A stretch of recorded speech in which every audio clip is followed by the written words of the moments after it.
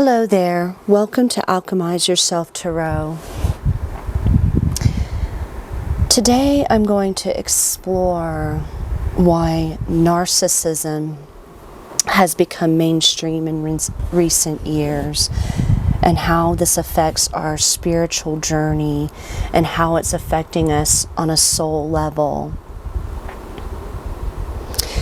The obvious awareness in this increase is you have more people discussing mental health outside of clinical settings on social media. Disclaimer, this video is not intended to replace professional mental health advice, treatment, or diagnosis. Confronting narcissism on your spiritual path has become unavoidable due to social media and the nature of modern relationships. These patterns are showing up in spiritual communities because people are seeking advice concerning intense relationships that may seem to have a spiritual connection or vein to them.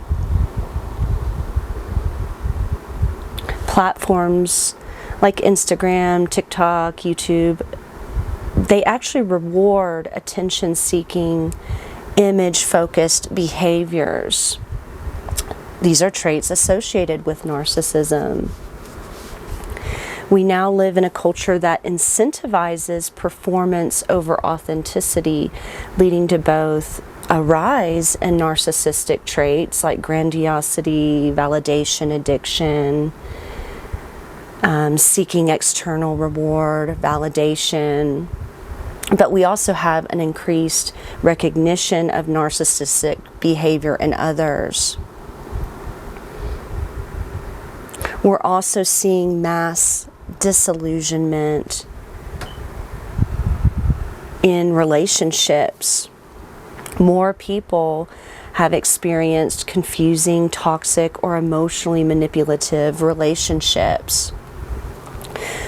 So the words like love bombing, discard, narcissistic abuse, these help people make sense of emotionally intense and destabilizing experiences.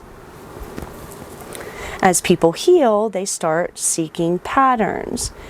And narcissism has become a lens for this. It's become a framework that people can recognize.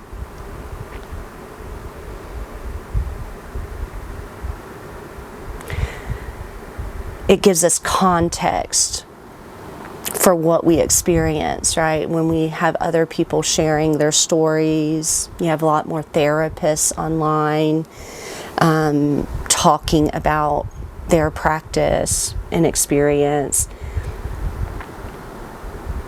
And right now, we're seeing a culture and identity crisis. Narcissism is thriving in environments where people feel unsafe being authentic.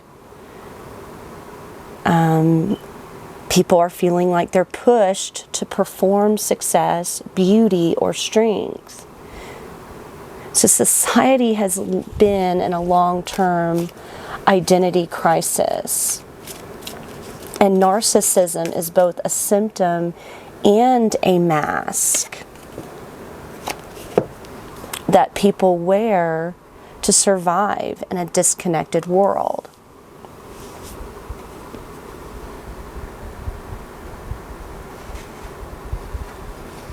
You know, in my pre-shuffle, these cards came out. We have secretive, wearing a mask, feeling like you can't be authentic, haunted by narcissistic injury, ego wounds, ego death.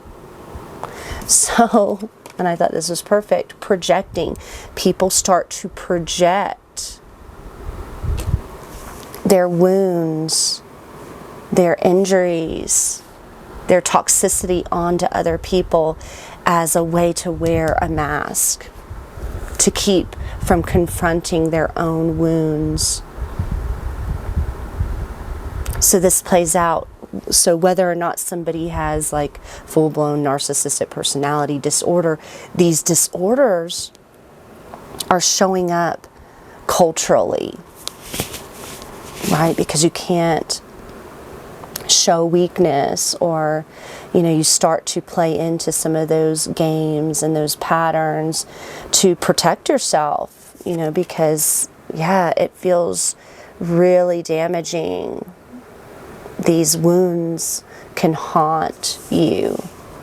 Some of you feel haunted by things that you've experienced,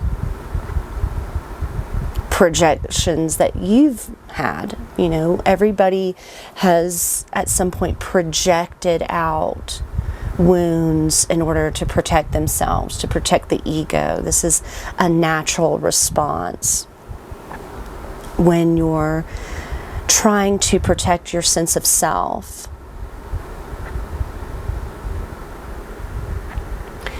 So I'm going to be pulling a spread here. We're going to talk about the secretive. People can feel like they cannot be themselves anymore.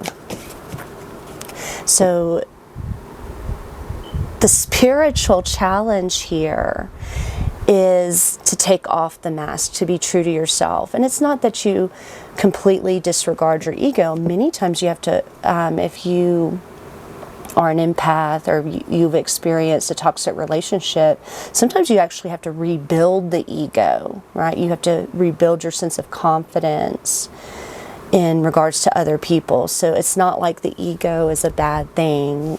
Sometimes it gets discussed like it is, but you have to be able to function in the world. You have to have a way to, it's not appropriate to be hypersensitive or vulnerable with everybody that you engage with. So many of you are haunted by that because you're wanting to be true to yourself. You're wanting to, show up and be vulnerable, but you have had that maybe used against you at some point or weaponized against you. So let's pull some more cards here. I'm going to kind of put these up. We may refer back to them probably. Let's talk about the mask. The mask you were maybe taught to wear. Also, keep in mind, this could all play out where this is somebody that you've been dealing with or a situation. So take that as it resonates. The mask that you or someone else was taught to wear, the mask. Five of Scepters. So this is like the Five of Wands. This is all about defensiveness, right? To be very defensive, protective, be on guard. Defensiveness is when someone becomes very quick to defend their position, their pride, their ego. It's all about, not wanting to be labeled as wrong or weak. So it's a protective mechanism, right? And in this image, she's using the crucifix with the panther there, but it's a very protective energy. So right off the bat, we keep secrets, we protect and guard our vulnerabilities because it's a defensive mechanism, a defense mechanism. But the true essence, what's really beneath all of this, the part that's remaining authentic, untouched by societal programming, is the Hermit. Well, the Hermit is your secret life, your secret journey. The Hermit's about isolating yourself, doing self-reflection, doing meaningful work, seeking knowledge, seeking wisdom. So this is a part of you that protects yourself from the world. This is authentic. You actually have a lot of wisdom and knowledge, but you're very guarded about that. Or sometimes people have used knowledge and wisdom and your authentic path against you in some way, or they project out something that's not true. The Hermit's about staying true to yourself, true to your path, being more self-aware. That's something that we all have to work on, especially, so we don't project wounds.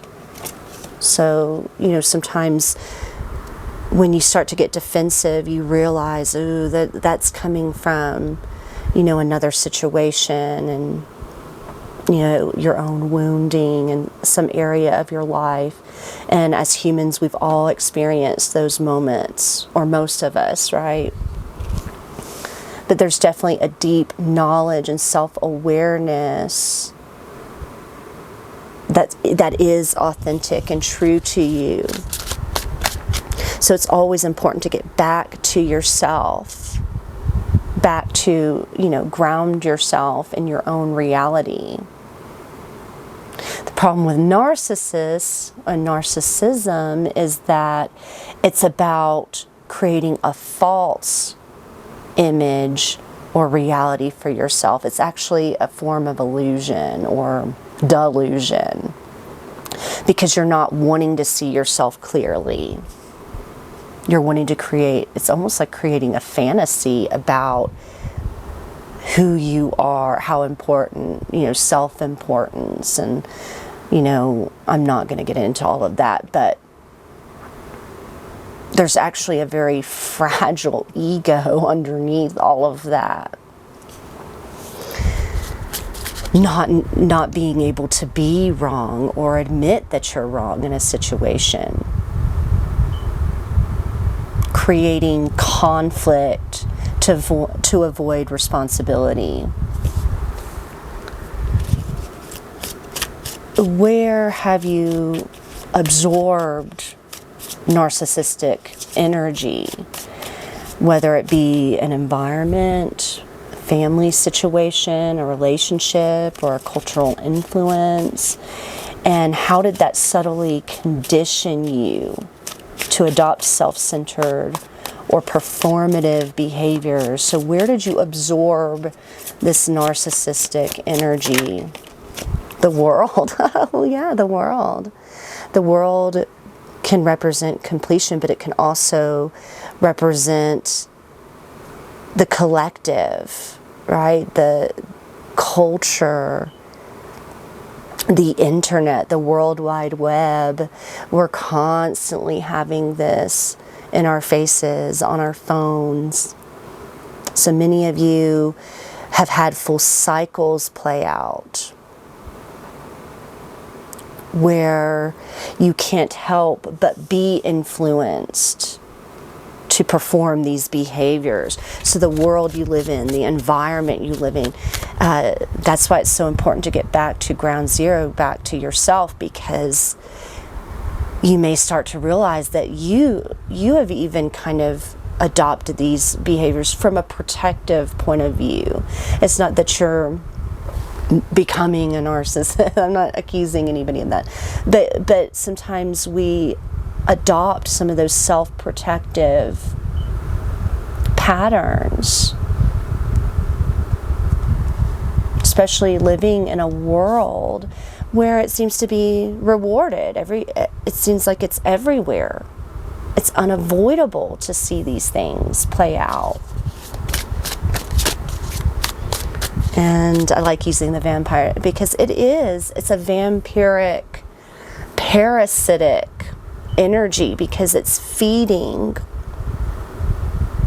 any sort of validation or attention-seeking behavior. It literally feeds off of people. So we're constantly being fed off of, our energy, right? It is, in a sense, like a vampiric entity. And I was going to go maybe deeper as far as mind virus, right? It almost feels like that at times. And how did this harm you, right? this made you question your worth. It made you question your reality. Another symptom of narcissism is being gaslit, right? You feel crazy. You feel like your own reality starts to break down. You had the moon. You were harmed because it did trigger fears and uncertainty and unconscious aspects of yourself. It triggers your shadow. So then you end up having to do shadow work, especially if somebody's treating you in this way. Yeah, you start to question your own reality. You have to go deeper into your own shadow work to reveal your truth. So the underlying wound that you're haunted by, right? You're haunted by something, and you may not know the exact place where it is. You have to go deeper into the psyche. Psychological work, shadow work, right? The secrets behind what draws you into these dynamics, these sometimes really abusive dynamics. So by trying to understand a connection, you're learning to understand yourself and where those projecting energies show up, right? That Five of Wands and the projections.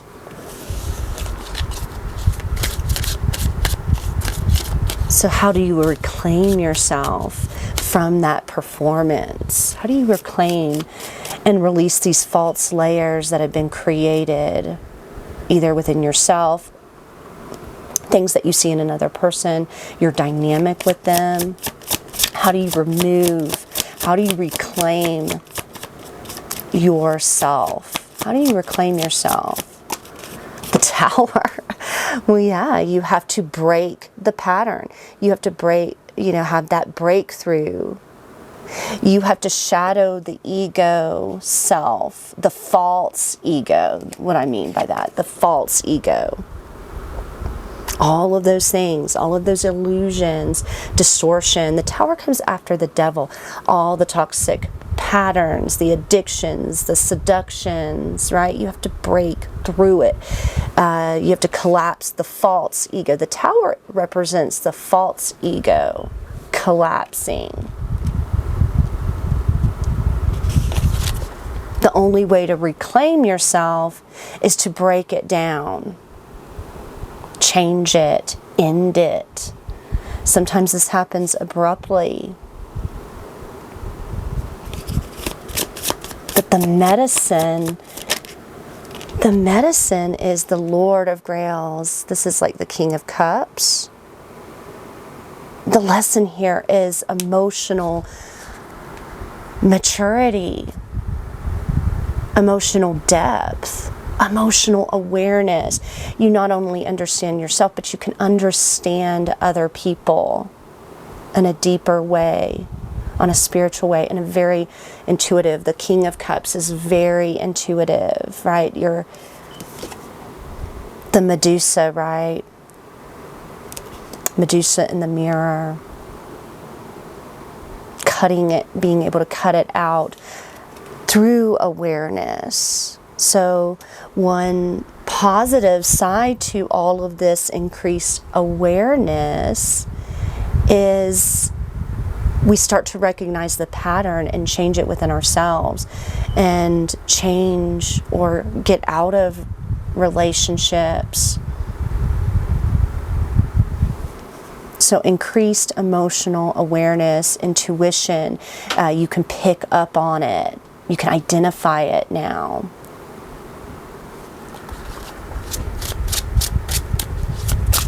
What do you need to watch out for as far as the collective illusion? What are we needing to watch out for? Did that want to come out? We'll see. The Priestess, High Priestess. this could be, you need to watch out for it in your spiritual community. I mean, the High Priestess represents secrets and illusions. You know, readers, teachers, you know, be careful about whether or not somebody is, you know, encouraging a pattern or helping you to break a pattern. So not everybody has your best interest, even in the spiritual community.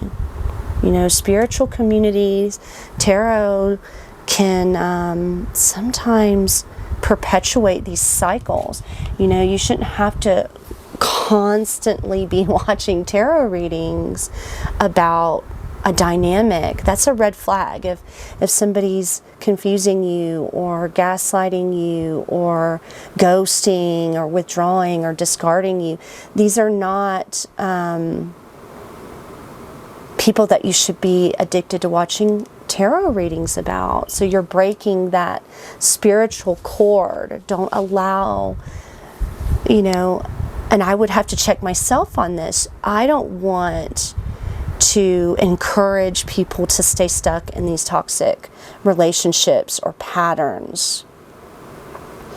You know, sometimes it's a form of narcissism to think that somebody misses you or that they're obsessed with you. I had to check that within myself. That's not realistic. If somebody's not in your life, it's ego saying that they're obsessed with you. You know, just watch out for phrases like that, because it's not necessarily helping you to break a pattern. It can be fun to, you know, have a narrative or story, but it can also be very destructive, right? It can cause problems when you live in fantasy or illusion as well, especially when it comes to a very toxic dynamic that's not good for you. Yeah, Daughter of Wands. This is like the Page of Wands. So something that you're wanting to impulsively take action towards, impulsively engaging in Two of Cups kind of dynamics, feeling like you're in love with somebody. You know, it's important to really strengthen your own intuition. You know, the cards are here to help teach us and guide us, not to avoid our reality, but to guide us, to explore the unconscious patterns so that we can cut them or integrate them, right? The World card is a card of integration and awareness and wholeness.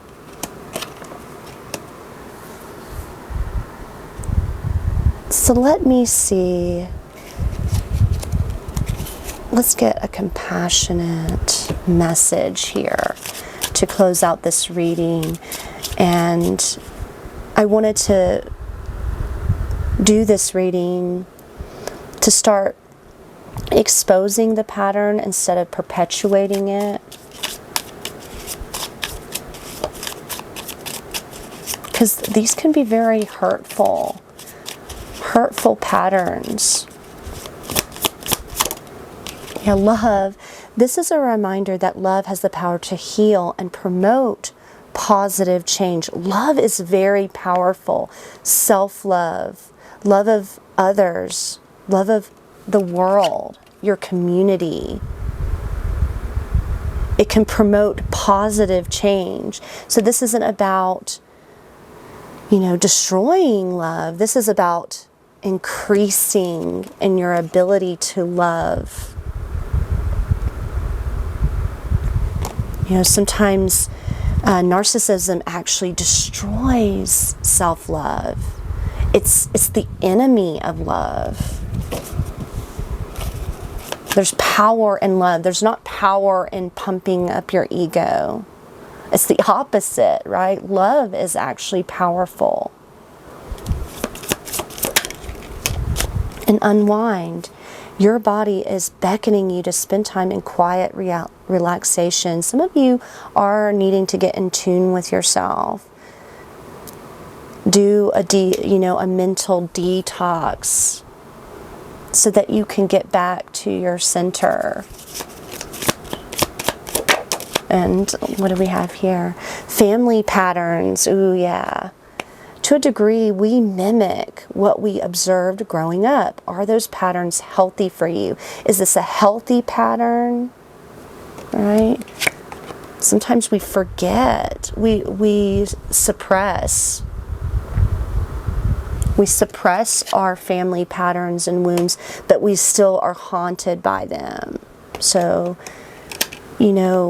trying to get down to the pattern, what created, like the empath narcissist dynamic is huge, like that people pleasing, wanting to understand.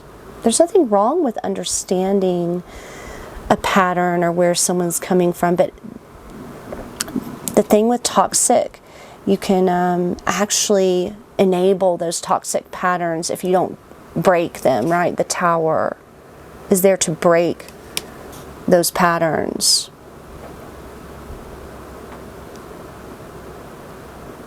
So, thank you for watching this. I do want to go a little deeper into this. I may even do another video here soon about what's going on here, because this is something I've had to confront on my spiritual path. And I really hope this gets to whoever's resonating with this. And I hope to see you again. Please like, share, subscribe. Come join me again. Thank you. Bye.